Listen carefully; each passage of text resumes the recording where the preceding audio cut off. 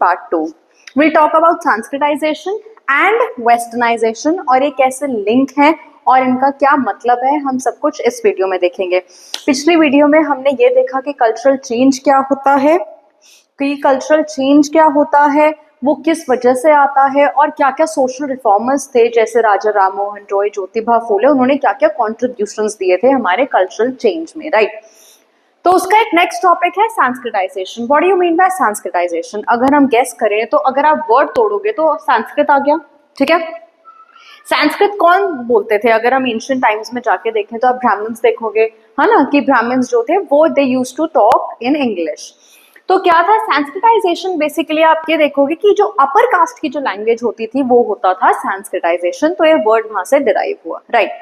तो M N Srinivas है, उन्होंने ये कॉइन किया था टर्म संस्कृताइजेशन। और इसका मतलब ये है कि जो लोअर कास्ट है, आपको पता है हमारा जो सिस्टम था, जो स्ट्रक्चरल सिस्टम था, वो 4 कास्ट में डिवाइडेड था एंड ऊपर की 2 कास्ट थी ब्राह्मण्स एंड क्षत्रियास। तो बेसिकली उन्होंने ये टर्म यूज किया था when the lower caste follows the twice born caste. इसमें टॉइज बॉर्न मतलब होता है ब्राह्मण्स एंड अगर आप मैक्सिमम लेके चलो तो क्षत्रियास, ठीक है। ये 2 अपर की कास्ट है। उन्होंने बोला था जब लोअर कास्ट के लोग इन दोनों को फॉलो करने की कोशिश करते हैं, हम उसको बोलते हैं संस्कृताइजेशन। और कैसे फॉलो करेंगे? उनका लैंग्वेज फॉलो करेंगे, उनका कस्टम फॉलो करेंगे, उनका बिलीफ फॉलो करेंगे, उनके रहने का ढंग फॉलो करेंगे, वो कैसे खाते पीते हैं। जब बेसिकली लोअर कास्ट इमिटेट करता है अपर कास्ट को, उनको फॉलो करने की कोशिश करता है, और हम उसको बोलते हैं संस्कृताइजेशन, ठीक है। तो अब ऑब्वियसली इसका क्रिटिसिज्म तो होगा ही होगा। जब आप लोअर कास्ट को नीचा मान रहे हो और अपर कास्ट को ऊपर मान रहे हो और लोअर कास्ट उसको फॉलो कर रहे हैं, मतलब आप खुद मान रहे हो कि वो बेटर है, राइट। तो ये सब उसके अब हम क्रिटिसिज्म्स पढ़ते हैं कि संस्कृताइजेशन का क्रिटिसिज्म क्या होता है। तो पहला क्रिटिसिज्म है नो स्ट्रक्चरल चेंज।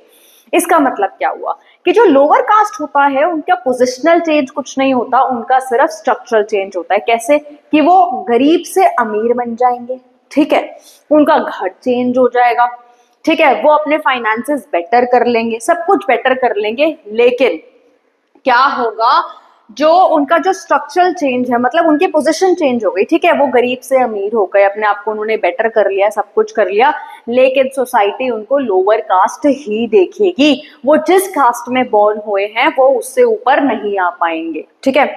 ये मतलब हुआ there is no structural change but only positional change, कि उनकी पोजीशन बेटर हो गई, बट जो स्ट्रक्चरली अगर वो लोअर कास्ट में प्लेस्ड थे तो वो वही रहेंगे, उनको उस नजरों से नहीं देखा जाएगा कि अपर कास्ट वो पहुंच गए, वो सिर्फ लोअर कास्ट ही रहेंगे, राइट। सेकेंड पॉइंट है accepts upper caste as superior. और जो संस्कृताइजेशन प्रोसेस ही है ना, अपने आप में उसने मान लिया है कि अपर कास्ट है वो सुपीरियर है और लोअर कास्ट उसको हमेशा फॉलो ही करेगा। वो हर चीज में बेटर है, वो सुपीरियर है और लोअर कास्ट हमेशा उनको एग्जाम्पल ही देगा, वो उसने मान लिया है। संस्कृताइजेशन प्रोसेस ही यही है कि आप अपर कास्ट को फॉलो करोगे क्योंकि आप खुद ही मान चुके हो कि वो हमसे सुपीरियर है, राइट। थर्ड पॉइंट है believes in purity and pollution. Purity मतलब हो गई आपकी ऊंची कास्ट और पॉल्यूटेड मतलब हो गई आपकी नीची कास्ट। तो संस्कृताइजेशन जो प्रोसेस है वो ये मान चुका है, वो एक्सेप्ट कर चुका है कि जो अपर कास्ट है वो प्योर होती है और जो लोअर कास्ट है वो पॉल्यूटेड होती है। उसने खुद ही अपने एक जो आइडियोलॉजी है, ये एक्सेप्टेड आइडियोलॉजी है that there is a concept of purity and pollution, right?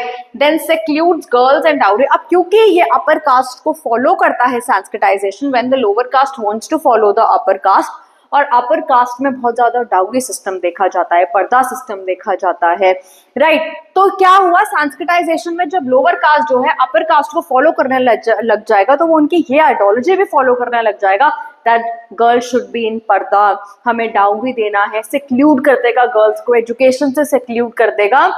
तो ये है सिक्लूडिंग गर्ल्स, डाउरी सिस्टम आ गया, राइट। और फिफ्थ है characteristics of lower caste are eroded. मतलब लोअर कास्ट जो दलित्स हैं उनके जो कैरेक्टरिस्टिक्स होते हैं, मतलब जो उनकी आइडियोलॉजीज होती हैं, जो उनके कस्टम्स होते हैं, जो उनके रिचुअल्स होते हैं, उसको बेसिकली जो संस्कृताइजेशन है वो एरोड कर देता है। कैसे? अब लेबर वर्क जो है वो दलित्स करते थे, ठीक है, तो हमारे माइंड में ये आ गया कि अगर कोई लेबर है वो दलित है तो वो नीची कास्ट का है और हम उसके वर्क को डिमीन कर देते हैं, मतलब हम उसका जो वर्क है, जो वो मेहनत कर रहा है, जो वो काम कर रहा है, अगर वो आर्टिस्ट है या फिर ये सब है, तो हम बोलते हैं कि ये छोटा काम है। और जो अपर कास्ट जो करते हैं, जो ब्राह्मण्स करते हैं, एजुकेशन इम्पार्ट करना, ये सब बहुत ऊंचा काम होता है। और इन्हीं को ही एज एन एग्जाम्पल आप यूज करोगे। जो काम दलित या फिर लोअर कास्ट करते हैं आप उनको एज एन एग्जाम्पल यूज नहीं करोगे। तो यही कॉन्सेप्ट हो गया कि जो अपर कास्ट है, संस्कृताइजेशन प्रोसेस ऐसा है कि उसने मान लिया है there is a concept of purity and pollution and upper caste and lower caste, right. ये सब उसके हो गए क्रिटिसिज्म्स, ठीक है। अब इसमें एक बहुत इंपॉर्टेंट केस स्टडी हमें करनी है कुमुद पवादे की। अब कुमुद पवादे ये वो थे जो संस्कृत टीचर बने, ठीक है। इन्होंने संस्कृत सीखी एंड ये संस्कृत टीचर बने। वो संस्कृत टीचर इसलिए बनी क्योंकि उनको ये पढ़ना था कि जो संस्कृत लैंग्वेज है, जो ऊपर जो लोग, जो अपर कास्ट के लोग जो लैंग्वेज यूज करते हैं, वो सीख कर ये जानना चाहती थी कि ये जो बुक्स है संस्कृत में जो लिखी हुई है, क्या इसमें वाकई में गर्ल्स को जो है डिमीनिंग रखा जाता है या फिर गर्ल्स के लिए पर्दा सिस्टम, डाउरीज, ये सब फॉलो किया जाता है। उनको बेसिकली अपने आप को उन्होंने ये सोचा था कि वो अपर कास्ट में या फिर अपने आप को उनकी तरह पहचानने लग जाएंगी। बट मीनवाइल उनको ये पता चला कि चाहे मैंने संस्कृत लैंग्वेज पढ़ ली है, मैं उसमें बहुत मास्टर हो चुकी हूँ, मुझे बहुत अच्छे से आती है वो लैंग्वेज, लेकिन एक चीज जो मेरा कभी पीछा नहीं छोड़ेगी वो है मेरी कास्ट।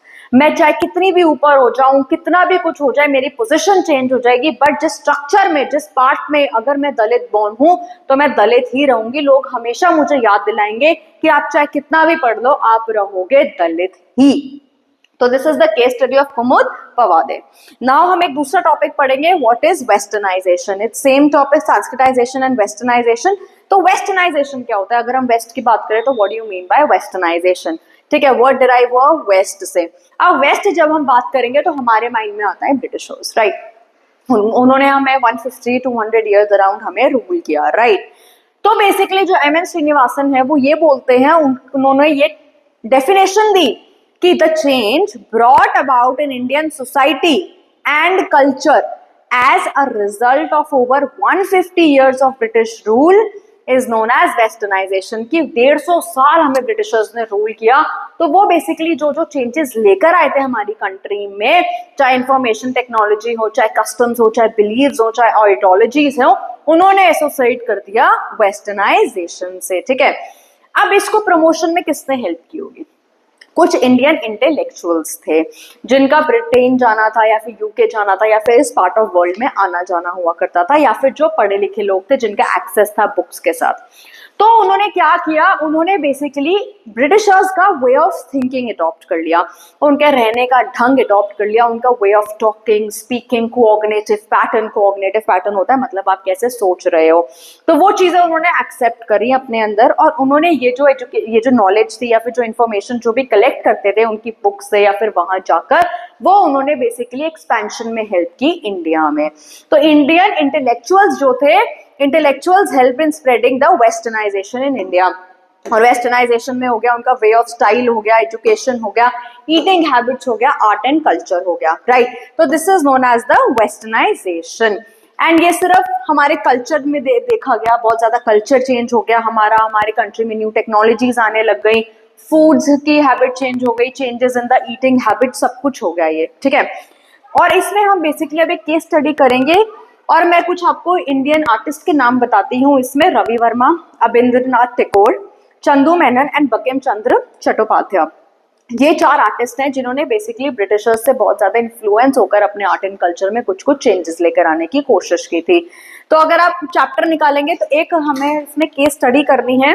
एक आर्टिस्ट थे रवि वर्मा, उन्होंने ना बेसिकली ये पेंट किया था, ये वाले जो आप देखेंगे तो ये पेंट किया था। अगर आप इस फोटो को देखेंगे तो इसमें mother, father and 3 kids are sitting along, ठीक है।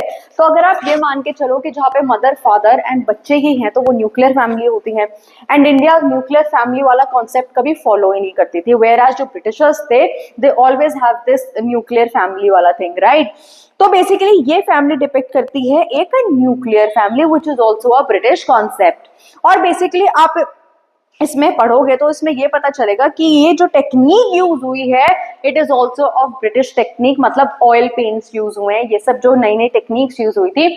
और रवि वर्मा ने, जो आर्टिस्ट रवि वर्मा है, उन्होंने उससे एग्जाम्पल लिया था कि अगर हम इससे पेंट करेंगे तो शायद इट मे बी बेटर। तो उन्होंने बेसिकली ये यूज किया था। और चाहे आदमी हो, चाहे औरत हो, चाहे बच्चे हो, ऑल आर सिटेड, राइट। ऐसा नहीं है कि आदमी है तो वो खड़ा हुआ है, औरत है तो वो बैठी हुई है, बट ऑल आर सिटेड, ठीक है। और ये बेसिकली केरला के मैट्रिलिनियल फैमिली है। तो इसमें आप ये देखेंगे कि उन्होंने न्यूक्लियर फैमिली को दिखाया है, बच्चे दिखाए हैं, new type of painting technique use की गई है। तो ये बेसिकली ब्रिटिशर्स का इन्फ्लुएंस था। और इसमें बहुत इंपॉर्टेंट लाइन है जो कि यहाँ पे है, वो इंपॉर्टेंट लाइन है, lower caste ought to be sanskritized whereas upper caste ought to be westernized। मतलब जो लोअर कास्ट है वो संस्कृताइजेशन फॉलो करती है, मतलब वो अपर कास्ट को फॉलो करती है, जैसे ब्राह्मण्स और क्षत्रियास। बट जो ऑलरेडी वर्णा सिस्टम में हाईली प्लेस्ड लोग हैं, इसमें एग्जाम्पल दिया गया है थियाज का, ठीक है। केरला की एक कम्युनिटी थी थियाज, तो उसका एग्जाम्पल दिया गया है कि जो ऑलरेडी बहुत ज्यादा हाई प्लेस्ड है हमारी सोसाइटी में, तो वो क्या करेंगे, वो वेस्टर्नाइजेशन की तरफ चले जाएंगे। लोअर कास्ट फॉलो करेगा संस्कृताइजेशन क्योंकि उनको बेटर बनना है, और जो लोग ऑलरेडी बेटर है अकॉर्डिंग टू संस्कृताइजेशन वो फॉलो करेंगे वेस्टर्नाइजेशन, कि उनको वेस्टर्न कल्चर अडॉप्ट करना है और उनको बेटर बनना है ब्रिटिशर्स की तरह, ठीक है। तो एक लूप बना रखा है कि लोअर कास्ट फॉलो करेगा संस्कृताइजेशन और अपर कास्ट फॉलो करेगा westernisation. Now we'll continue with the another topic in the next video. Thank you so much.